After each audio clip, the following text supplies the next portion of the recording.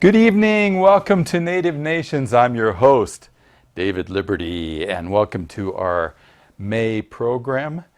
We will be having a special guest tonight. If you recall, last month it didn't quite work out for us, so Deanna Dartt is here from the Portland Art Museum. But first, we have to mention one sad item. A friend of ours, a guest on the show who was here last year, if you remember the Nestle fight that we talked about with Chuck Williams and Julia DeGraw. Well, I'm sorry to announce that Chuck Williams is no longer with us. He passed away April 21st from a brain tumor, poor guy. He had been treated for lung cancer last fall, and when they discovered the brain tumor, it was so far advanced that they think the tumor may have gone to his lungs, and they discovered that and got rid of it, but he had a brain tumor, and once they discovered it, he only lived about 2 weeks after they discovered the tumor, so it's pretty serious by that time. So we really miss Chuck, and if you want to go pay your respects, he is buried in the family plot at North Bonneville Pioneer Cemetery, Pioneer and Native American Cemetery. Chuck made sure that they changed the name. It was called the Pioneer Cemetery for years and years. He said, you know, this was originally a Native American cemetery, and the first people buried here were natives, so you need to add that on. He was quite an activist in that way. He was active in so many ways, Deanna, and he leaves the rest of us to take up where he left off, and there's a lot of work left to do. I know one of the first things he wanted to see was the name Indian Mary be replaced by Kalia, the actual name of Indian Mary. Let's give her real name some credit. I mean, Indian Mary probably was given to her to make her more acceptable to the non-Indian population, but her real name was Kalia, and it would really be nice everywhere where it says Indian Mary to say Kalia. Yeah. So we're sorry that Chuck is gone.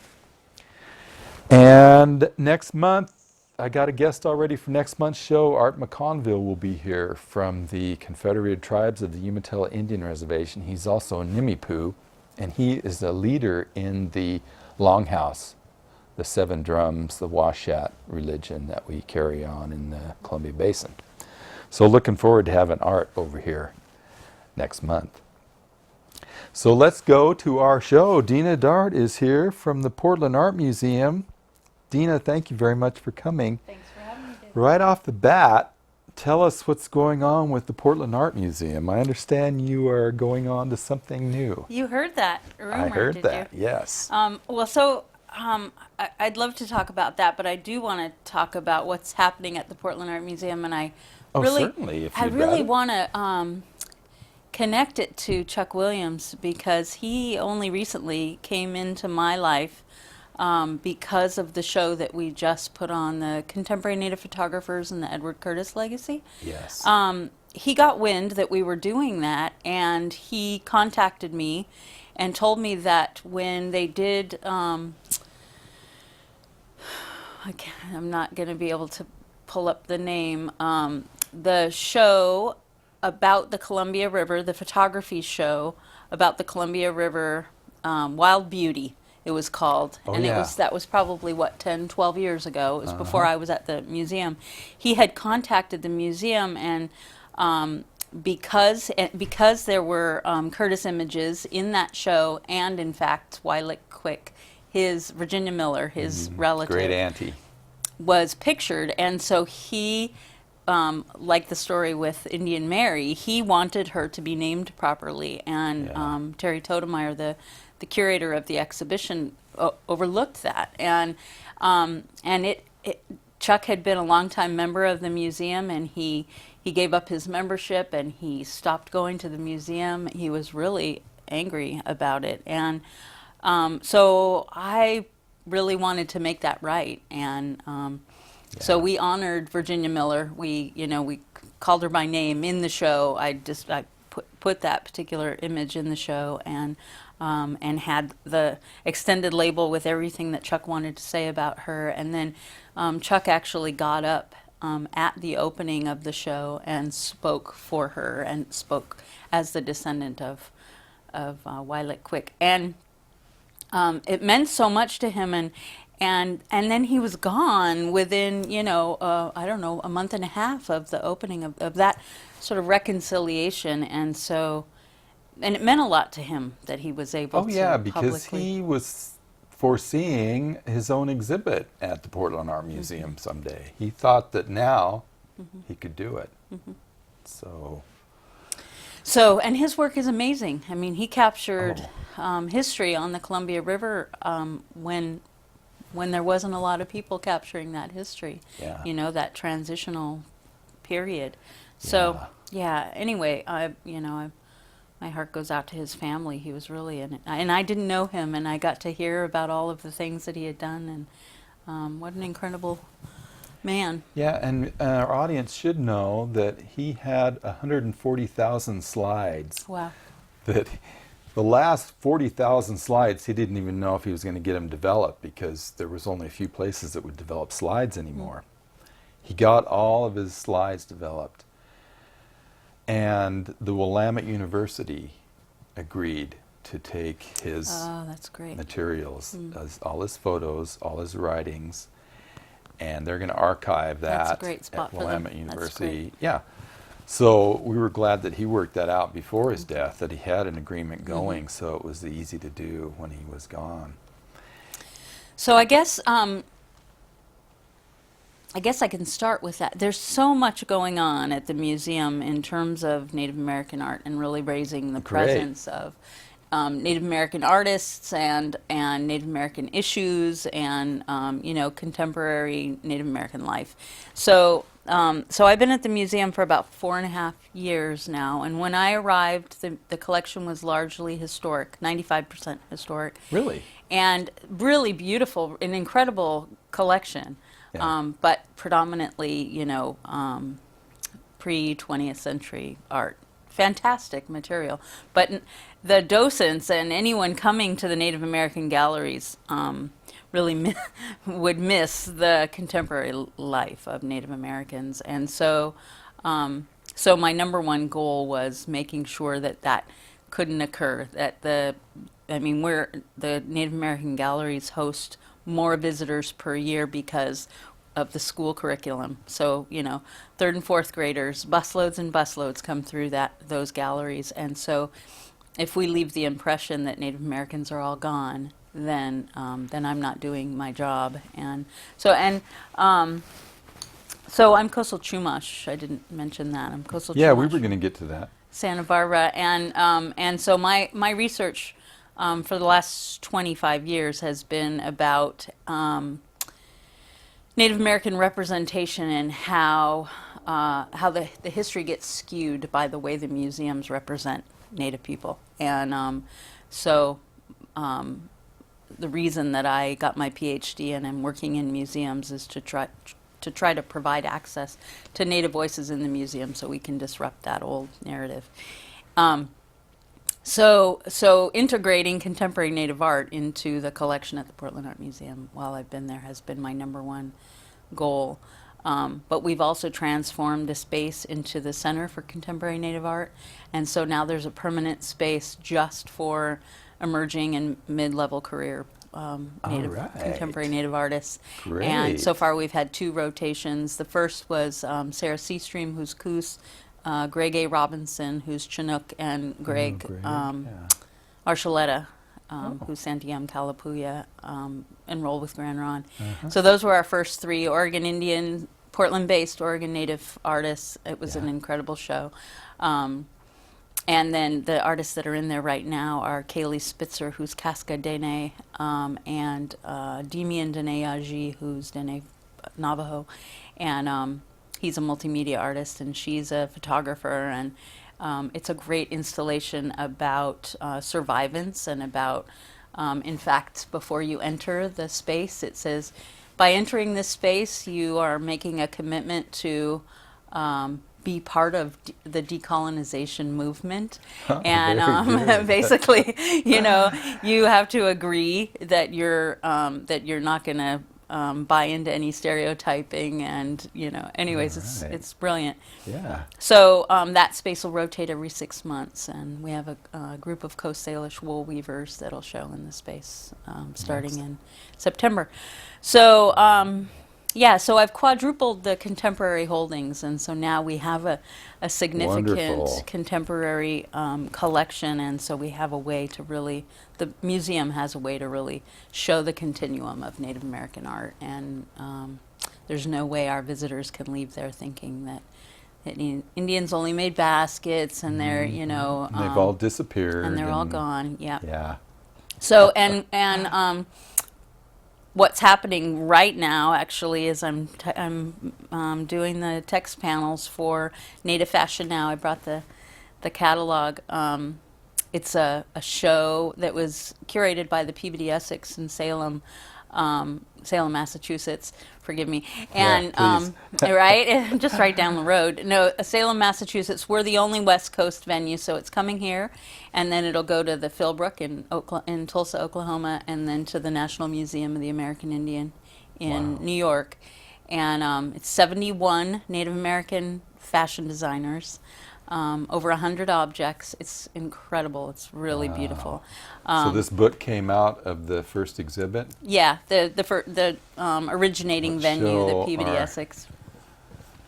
Our And audience. That image on the front is a dress and headdress by a designer named Orlando Doogie. He's Dene. Those are porcupine quills adorning her headdress. African.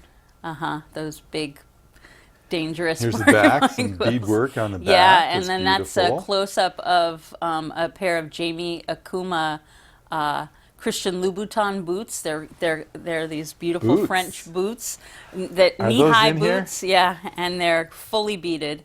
They're the showstopper. There. Oh yeah, here we go. They're Here's really a shot beautiful. of one of them.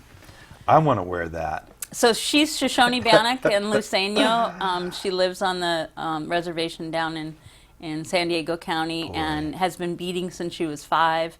And That's amazing. like Indians forever, we we make beautiful things for practical use. And Oh yeah, bead whatever you can bead. That's right. Beaded bottles I've seen. Yeah, so those are just fantastic, and show Yeah, here's some of the jewelry. and also the Dorothy Grant dress. So Dorothy Grant was the first Native designer to create her own fabric. So now she sells this really beautiful Haida design fabric, but she also designs these one-of-a-kind dresses, one of which I'll be wearing at the opening on You have a June Dorothy Grant I dress. just purchased a Dorothy Grant. Here's a nice shirt, a men's shirt. Yeah, that's incredible. That's a treaty, a part of the treaty, the Mohawk Treaty on the back of the shirt. Oh, that's what that is. Yeah, that piece is actually not coming to the museum. There are a handful of objects that were in the Salem show that aren't coming to Portland. Yeah. But so we open June 4th to the public, and there's the Here's the pair for everybody to see. fully beaded Louboutin. Don't you want a pair of those? Yeah. Bet they'd sell for $1 million or something. So Jamie's one of the artists. That artist is one of the artists that's coming. There's like 15 of the artists that are coming to Portland, and When? June. It opens June 4th, Okay. and then the evening of June 4th. So all of the programming for the show, and there's a lot of it. There's a whole series of programs, including a series on cultural appropriation. And a Free Family Day. Bunky Echo Hawk, who designs for Nike N7, is coming, and he'll be doing one of his performative paintings in the park blocks there. And I wore my N7s oh, nice! just for the occasion. Got something hanging. Very nice. So I love these we're- N7s, people. We're doing the show curated by the Peabody Essex has 4 components, and our show has a 5th, which is looking at local businesses that are creating opportunities for Native designers. And so N7 is one of them. They've contracted with Bunky Echo Hawk to design clothing and shoes, and so we'll have some of Bunky's designs in the show, and then also Louis Gong's 8th gen. You might know Louis is now he's designing. He's really rivaling the Pendleton blanket with these native design, all native design, native made wool blankets that are now being gifted at naming ceremonies and potlatches in place of Pendleton blankets. Wow. So we're featuring Louis and his company also. He's a Seattle-based company. It's opening a storefront in Pikes Place Market. And wool blankets. Wool blankets, they're fabulous. You have a bunch of wool blankets here, but a few I displayed. yeah, his are all native design. Yeah. A lot of people don't know that about Pendleton. They're fabulous blankets, but mostly not native designed. And but 3 more blankets are coming out soon from Chumash Culture Museum. nice. Our Good. designs, they're native designs. oh, good.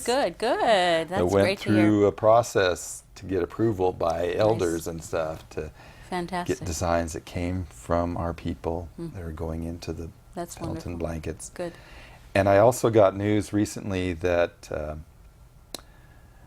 the famous bronc rider, who suddenly I can't think of his name, Samson, the black bull rider or saddle bronc rider who won the Pendleton Roundup in 1910.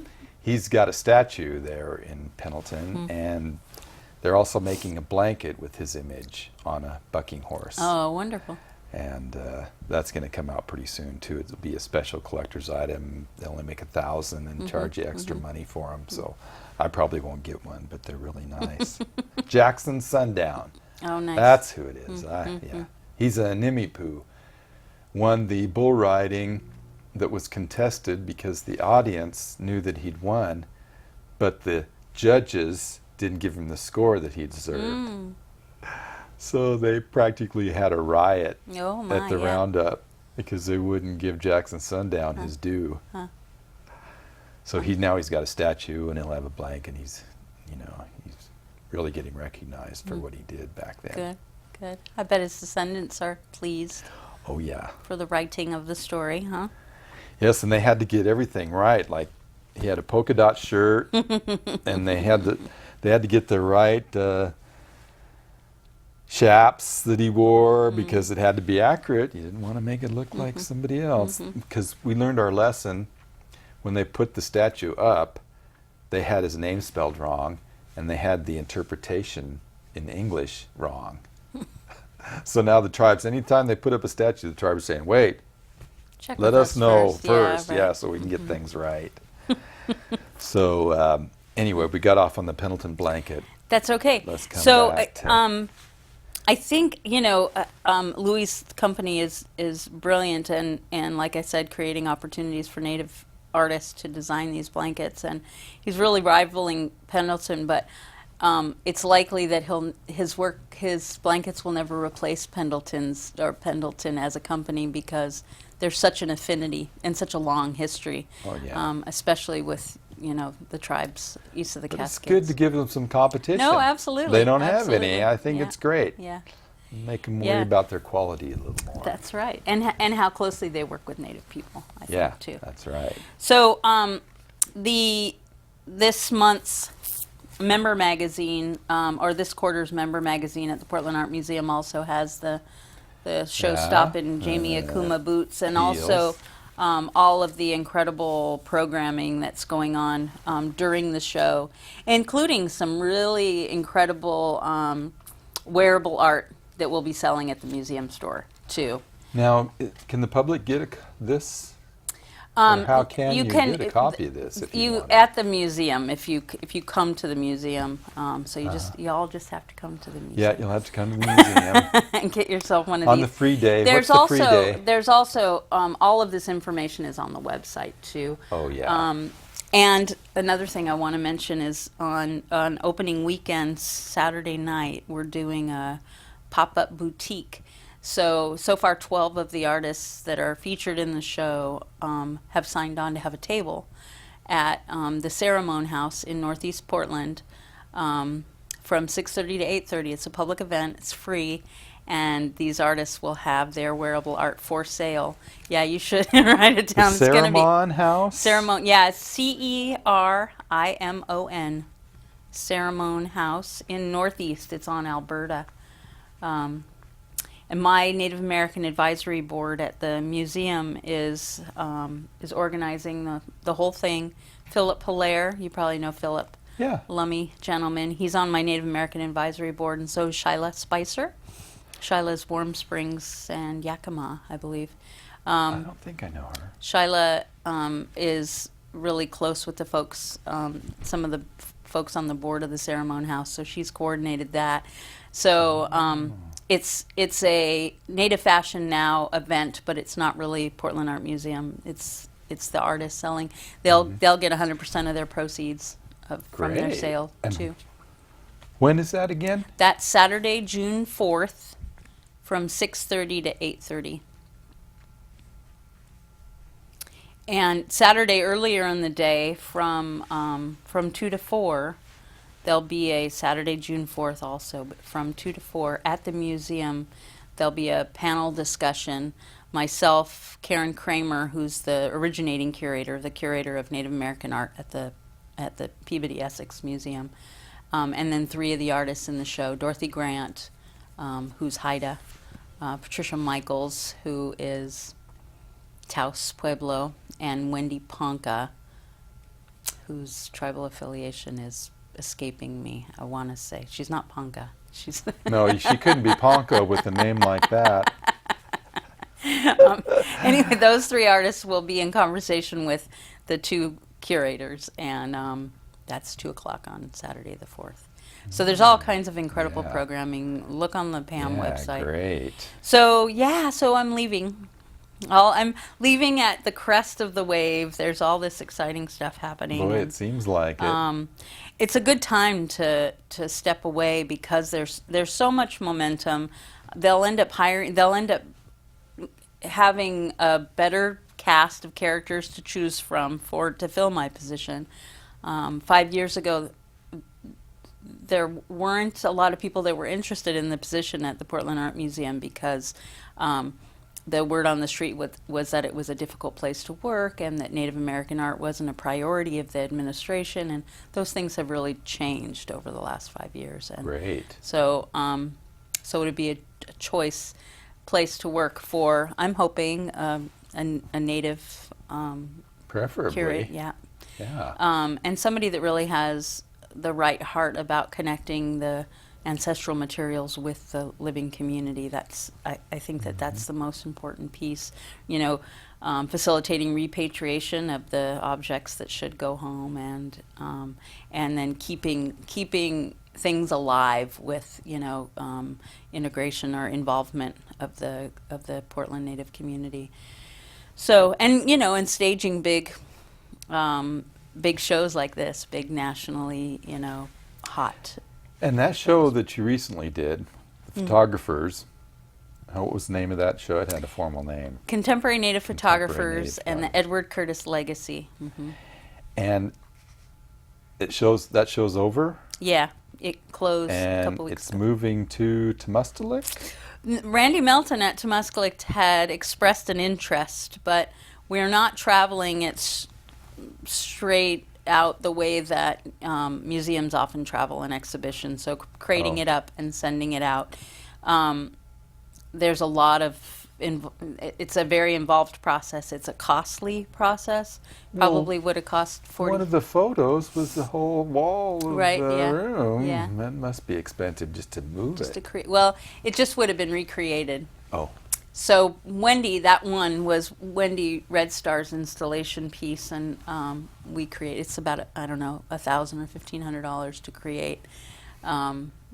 So yeah, and once it's installed, you can't move it. When it comes down, it's like wallpaper. Tear it down. Yeah. Oh. What So a that shame. entire installation was site specific. Once we closed the show, all of that went away. Yeah.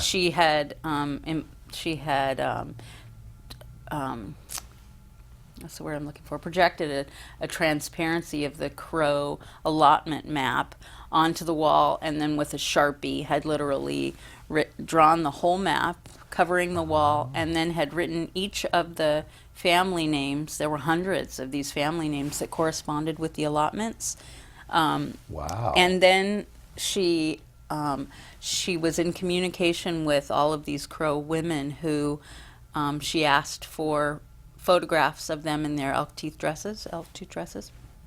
And through social media, she was able to gather all of these images of these women, young women, old women in their elk tooth dresses, and she created transparencies and then pinned them onto their allotment places. Wow. It was stunning. It was so beautiful.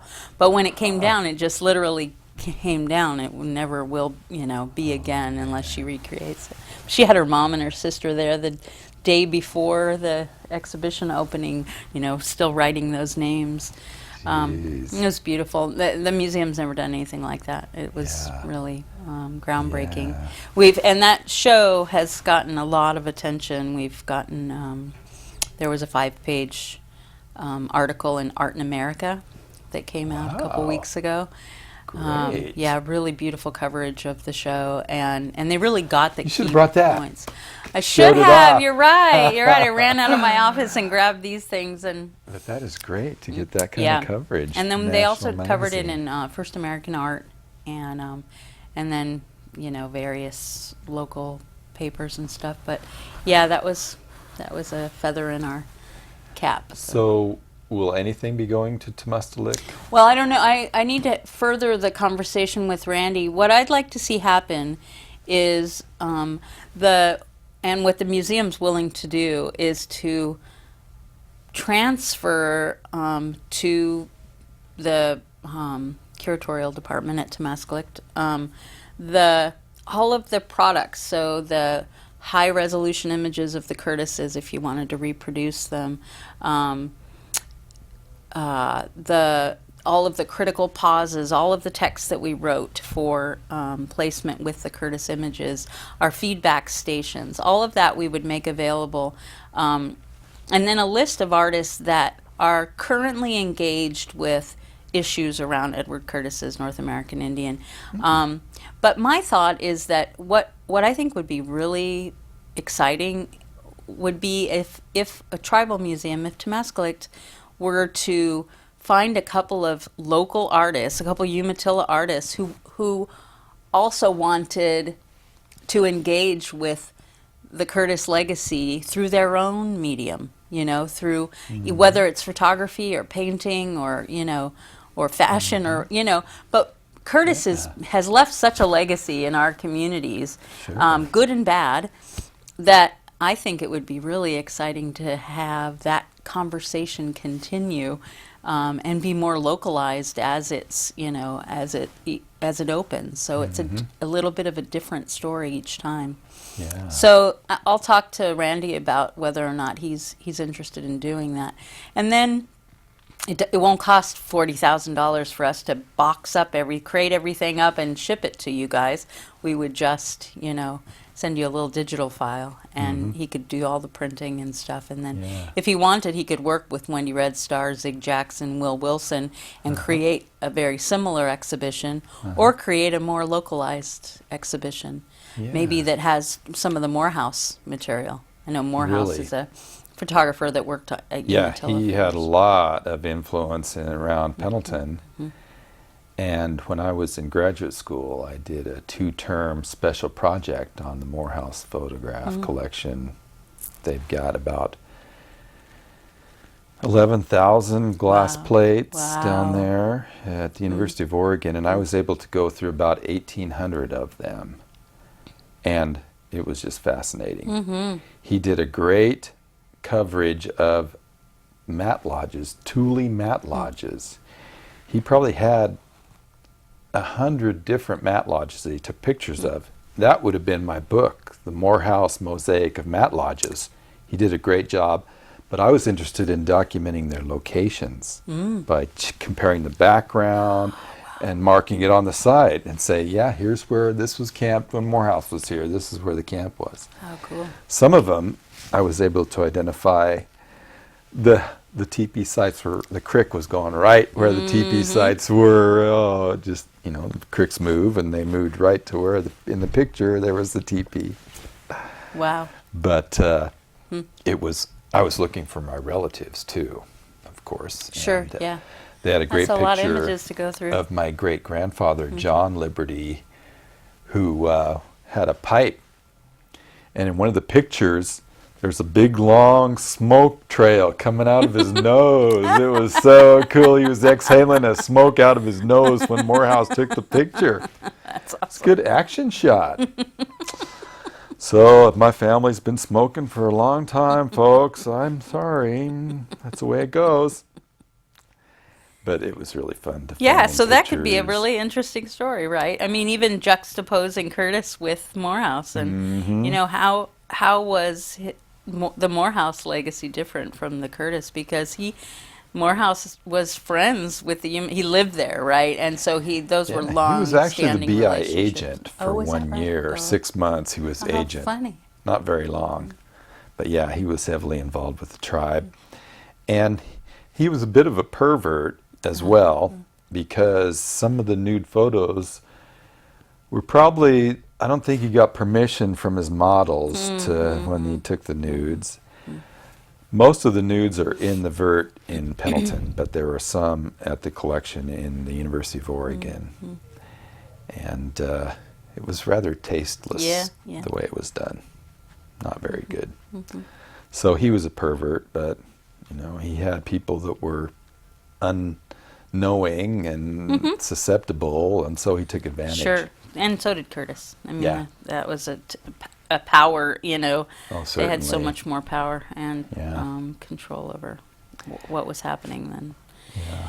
Yeah, so that show was powerful and important because it was Native people speaking back, you know, and even the descendants of the initial sitters that at the time didn't have much of a voice, right? You know, and Really? Curtis really extracted all of those images from the communities, and then they'd never see him again. They'd never, you know, there was never any product of any reciprocation, any thanks. No. I mean, many people speak really highly of him and that he was a friend. And Chuck is one of the people who says, you know, my family had befriended him and they spoke very highly of him. But other testimony says, you know, those volumes were sold for $2,000. You know, the set was sold for $2,000, and at that time, Native people themselves couldn't afford, you know, to own a set, right? No way. And so it was for, you know, it was one more time photographing the other and making it available to, you know, the wealthy, you know, Yeah. white aristocracy, or museums and institutions is where a lot of them went. And it still happens to some degree. People go to powwows, taking photos, you know, for their own use, and they'll publish them. And usually there'll be no name, no attribution to who the Right. dancer was. And we're working on that with museums around the country. I mean, for a long time, pictures were never identified of tribal members. Even recently, for instance, the Oregon Trail Center out of Baker City had a huge picture of my cousin when she was a Happy Canyon princess in like 96, 97, Oh, not that really long recent ago. one. It would have been easy to find out who was in the picture and what her name was and put it on there. Shame. But they didn't even want to go to the trouble to do that. So remember that, museums. Put names on the pictures of Indian people. Acknowledge that they're Yes. people. Yes. Right. So, Well, now tell us about the Chumash, because a lot of people don't know where they're from or what they ate or how they lived. I don't know that much, No? other than the Channel Islands must have been great to live on. right? Beautiful out Yeah, there. lots of mammals to eat. Little pygmy mammoths even at one time. Really? Yeah, there's archaeologists trying to prove that the Chumash and the pygmy mammoths lived contemporaneously.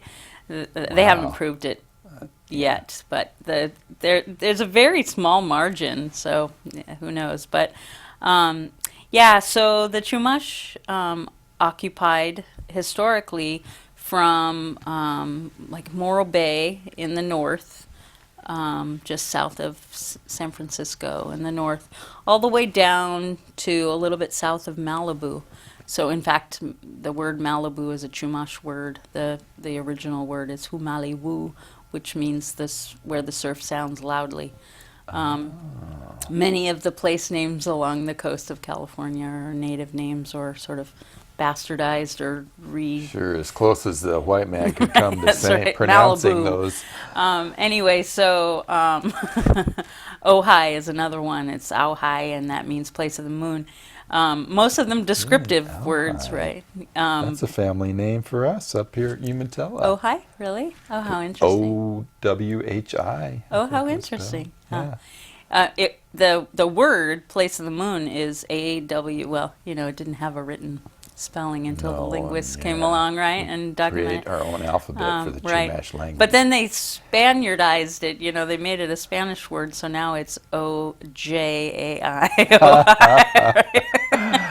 Anyway, so that whole strip of coastline and then inland about 100 miles, and a really plentiful strip of coastline, right? I mean, all of the resources of the sea, as well as all of the lush resources that you get along a coastal plain, and so there wasn't a lot of warring. There was a lot of food. There was a lot of time to develop, guilds, artisan guilds, and really well developed art and social societies. There's so much of what we know we didn't because of the break in in the continuum. Yeah, when you're nearly wiped out, Yeah. it makes it hard to carry on the traditions of Yeah. your family. So a lot of the things that we know are from ethnographic resources from early ethnographers like John P. Harrington, and but the thing what we do know is that place, it's a really special place, and it is rich, and it's no wonder that people came from everywhere and wanted to live there, and Yeah, so despite the lack of water. well, now there's a lack of water, right? There's Well, a lack with of so water many because people, there's so yeah, many people. Not enough right. water for that many people, That's right. but We never had a water problem. there was a balance at one time. 14,000 years we didn't That's have right, a just water fine. problem, right? Well, did you fish? Did your people fish? Absolutely, yeah. Lots of fishing, lots of shellfish, abalone, clam, mussels. And then in terms of, mammals, there were a lot of deer and small mammals along the coastline. And then on the Channel Islands, not a lot of, it was almost an entirely marine diet on the islands. Sure. And so on the islands, a currency was made too. They think that Santa Cruz Island, which is the largest of the Northern Channel Islands, was the mint. It was where the shell bead money was made. So there's middens there with just, thousands and thousands of shell beads, and the shell bead detritus, the pieces that get thrown Sure. away. And I was an architecturist. You were an archaeologist for a little while too, weren't I'm you? a professional archaeologist. Okay, you are. So I was in Yes. archaeology through my master's degree, and so I got to do some archaeology out there, digging in middens, nice square holes in trash heaps. Archaeology is a funny thing, but incredible. I also found a seagrass bag in one of those square holes. It was incredible. Usually you only find, amazing. shell bone and stone, Yeah.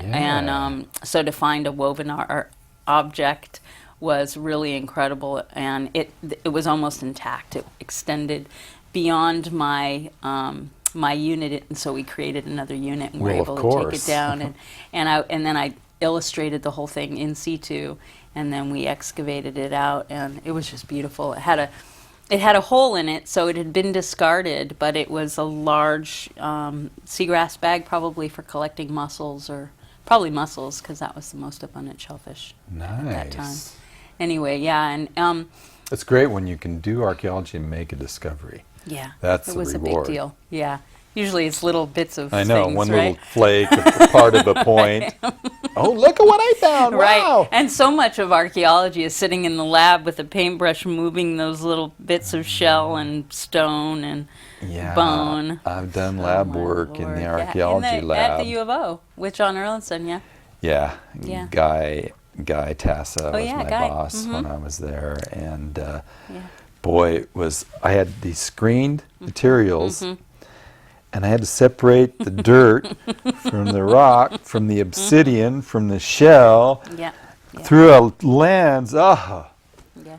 I was making money. No, I and know. learning. We all did it. and- We all did it during our undergrad, and in fact, that's the reason that I came to Oregon to work with Erlandson, is that he had been excavating all this material from the Chumash area, and so my tribe. I was working for my tribe at the time as a monitor, and they said, if you're going to take all of our material to Oregon to be analyzed, you need to take one of our people and provide her with a job. And Very good. so that's how I ended up at the University of Oregon, and then I just stayed. My plan was that I would finish my bachelor's and go back and run Hutash, the Coastal Band's cultural resource management firm. But it kind of had fallen apart after I had moved away. Not because I moved away, but it had, and so it wasn't as simple as going back and running the business. It would have meant recreating the business, and so I stayed and did my master's, and then met and married my daughter's father and had a baby, and so I stayed and finished my PhD, and I just haven't left. So I love the Northwest now, and so. So you think after you leave the museum, you'll still stick around? And Yeah, my intention is to stick around. So my daughter's dad and I are no longer together, but he's in Cottage Grove, so he's close, and I need to keep her close to him. Yeah. So definitely the Portland area, but maybe as far south as Salem or something. For now, I'm going to hold on to my house, and we're going to, but my plan is to homeschool her and turn my dissertation manuscript into a book. I've already got a publisher, and good.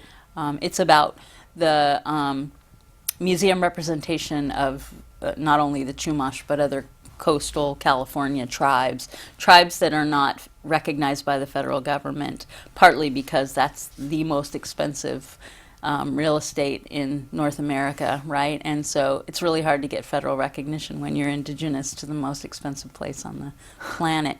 So, and the museum representations serve to continue to marginalize us and make us invisible. So I told that story, and I really want to publish it, and so I'm going to. So I'll work on that, and I'm going to homeschool Alacoy and do some consulting work, and I'm actually going to teach at the U of O winter and spring in museum studies. Good. Yeah, so get back to the old alma mater. Yeah, you'll have plenty to do.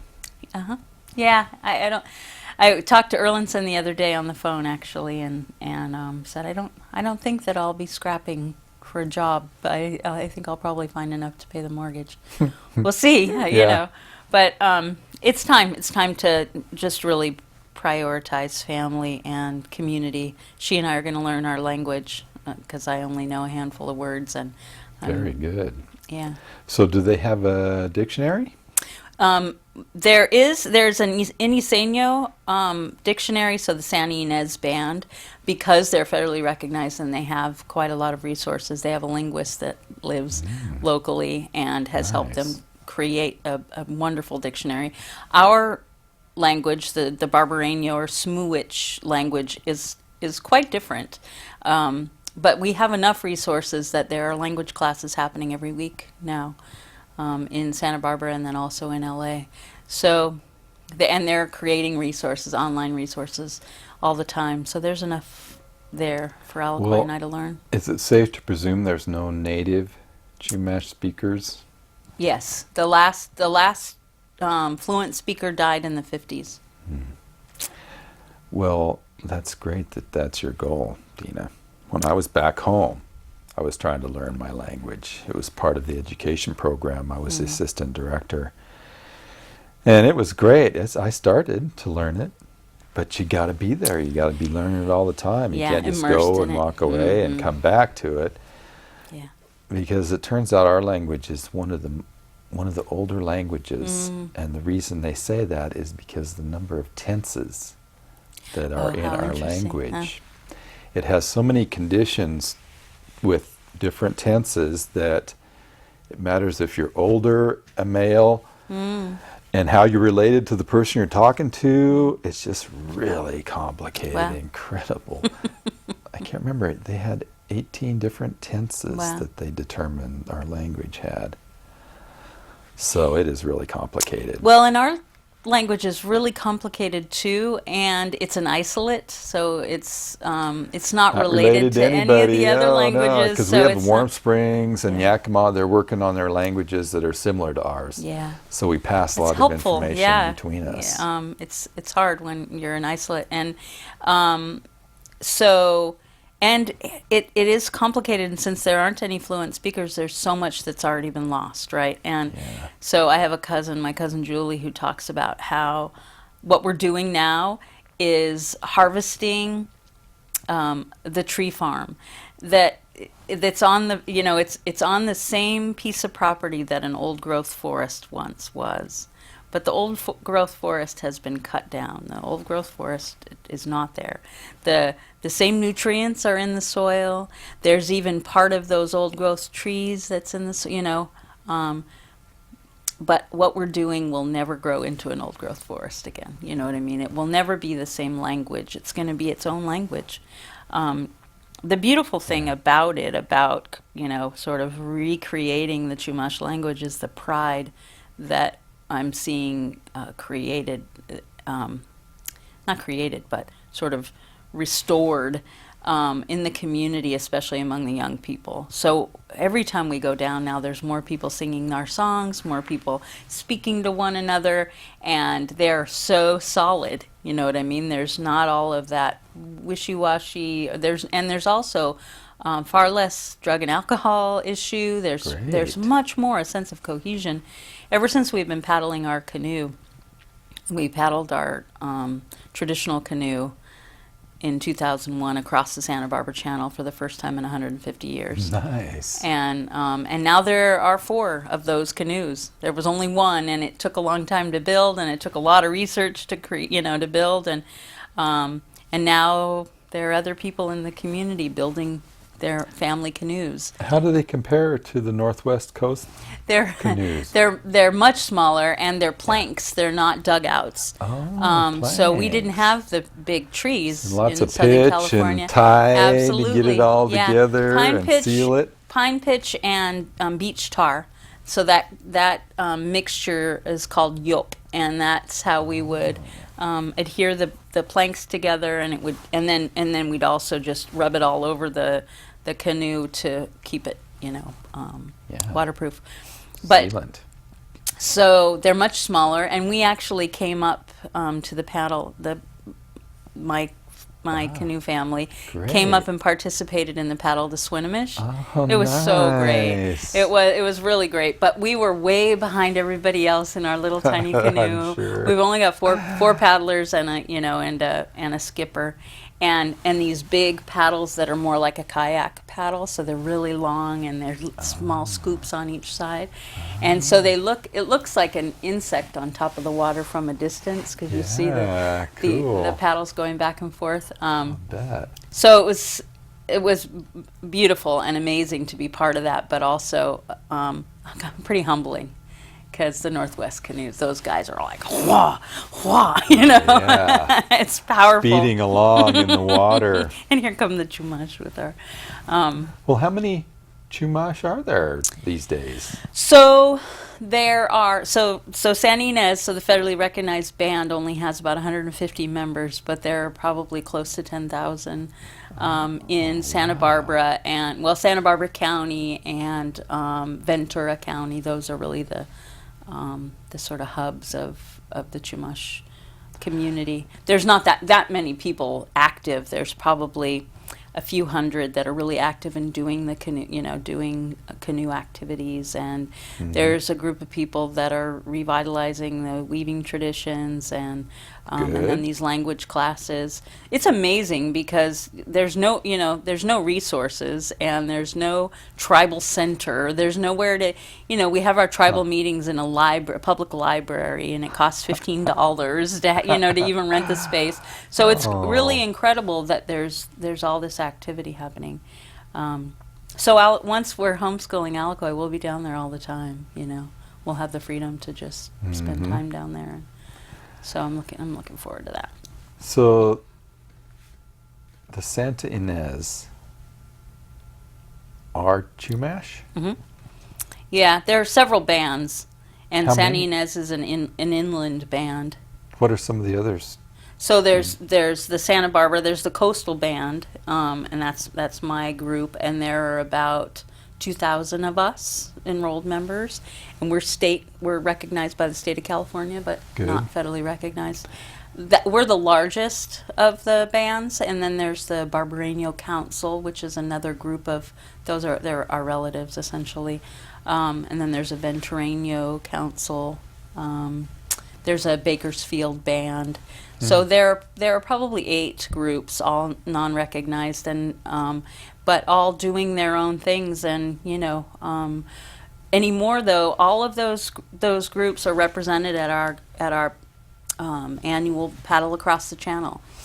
When I was a kid, and through my 20s, there were real factions. Those none of us were talking to one another, but this canoe revitalization has really brought everybody together, and now Great. our kids are intermarrying with the other bands and all kinds of Scandalous. Yes, exactly. All kinds of heresy like that. Well, we had guests here not too long ago from the Nea canoe family, I remember you telling me that. That's awesome. learning all about protocol, and they're working all their gifts. So to good for make, them. Yeah, and that's so great. working on the songs. And they're building a canoe. The canoe has been built. Oh. They're gonna put it in June 2nd. So think. they are They're paddling having a in big this one? event.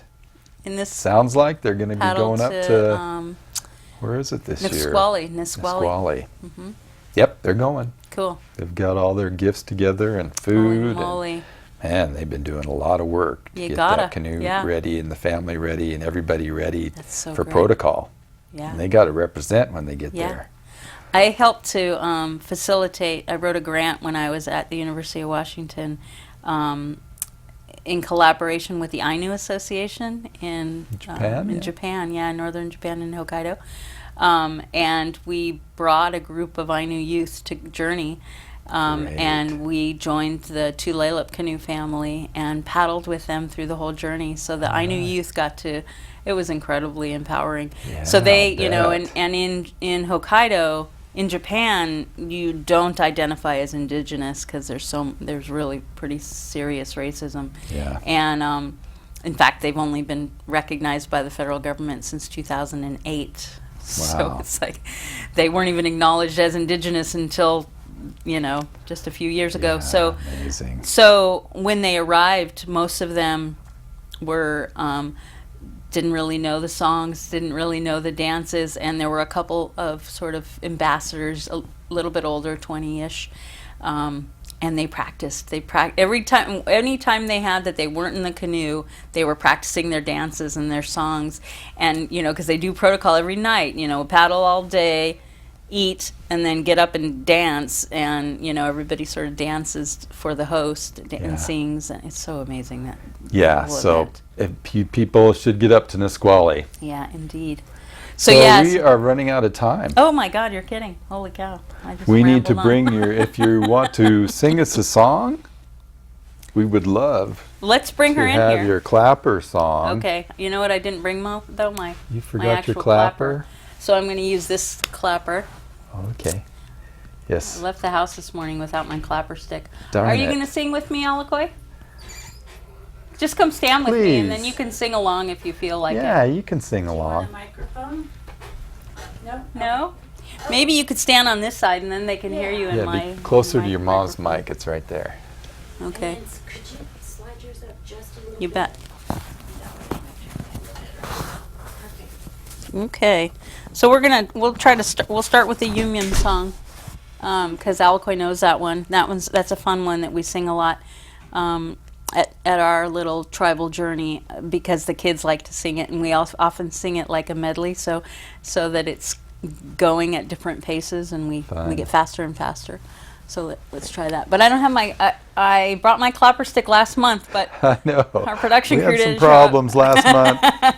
So you'll have to bear with me. Yum yum yum yum, capo capo, hoo hoo hoo hoo, ipakiwo, ishpak ishpak. Yum yum yum yum, capo capo, hoo hoo hoo hoo, ishpakiwo, ishpak ishpak. Oh come on, one verse. Help your mom. Yum yum yum. All right. What about Chumash? You want to sing that one? Any of them? No. All right. Okay. It's just No a clapper stick and camera. no helper. It's tough. You got to help me, David. Then. What does that song mean? Can you tell us? It's called the about- Wood Rat Song. So it's the kids singing to the rats that keep running. You know, they're running after it, and it's running around through their feet, and it's making them laugh, and it's getting faster and faster. And anyway, so but the one that I was going to sing for you is this. It's hard to sing without my clapper stick, but it's the song that we sing when the canoe's getting ready to launch, to keep our paddlers safe as they cross the channel. So Shumawish, Tipa Shumawish is basically let's stay healthy as a community. We're paddling together, we're working together. We can only be healthy together as a community. Nice. So it's also how we greet one another. Is there anything you need to do in this last 1 minute, or do you want me to sing the song? We can go out on a song. We'll and go we'd out. love to. Okay. I want to thank you for bringing us here We're and glad to have you. helping us to keep this community healthy and vibrant. Well, thank you. Sure you don't want to help? Okay. Shumawish atipa, Shumawish, Shumawish atipa, Shumawish, Shumawish atipa, Shumawish, Shumawish atipa, Shumawish, Shumawish atipa, Shumawish, Shumawish atipa.